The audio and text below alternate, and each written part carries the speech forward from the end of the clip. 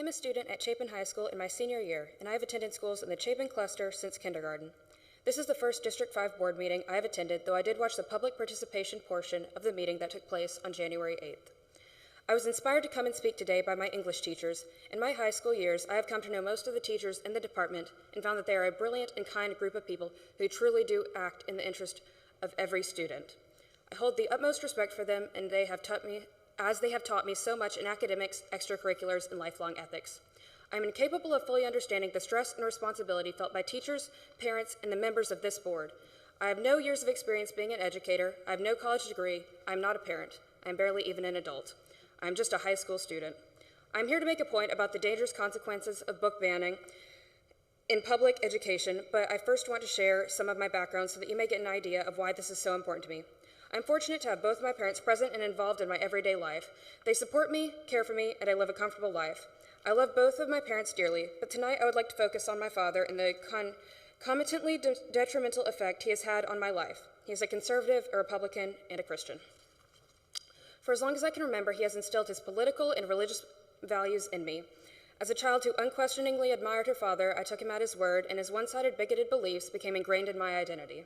When the topic of the 2016 presidential election arose at the fourth grade lunch table, I would recite the arguments my father made in favor of Trump. I ignorantly endorsed a man who would have me suffer and even die in the name of political agendas. At 10 years old, I had no one exposing me to diverse political perspectives. One might argue that a fourth grade classroom is not the place for political discussions, and if one is to arise, the teacher should extricate themselves from the situation and dismiss the topic entirely. If the classroom is not the place for such discussions, then where? The home? My parents failed me in that area of education, and I can assure you that mine were not the only ones.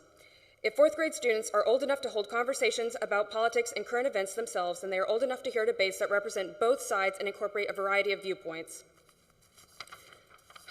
I have since needed to reconsider where I stand. When the Democrats who had previously been demonized, held in unjustifiable condemnation, and immediately dismissed actually aligned with my own morals and reasoning more than Republicans, I found myself at a crossroads. I could either continue in my father's doctrine that required me to follow blindly and ignore irrefutable truths and the principles of democracy, or to pursue my own knowledge and form my own opinions. This I could not do without the support of my teachers.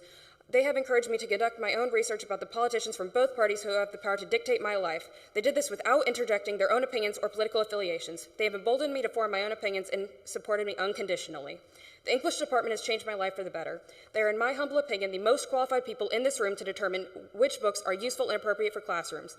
They are experts in how to best use these books, these tools, to provide students with a diverse education with which to become well-informed, free-thinking citizens. Thank you.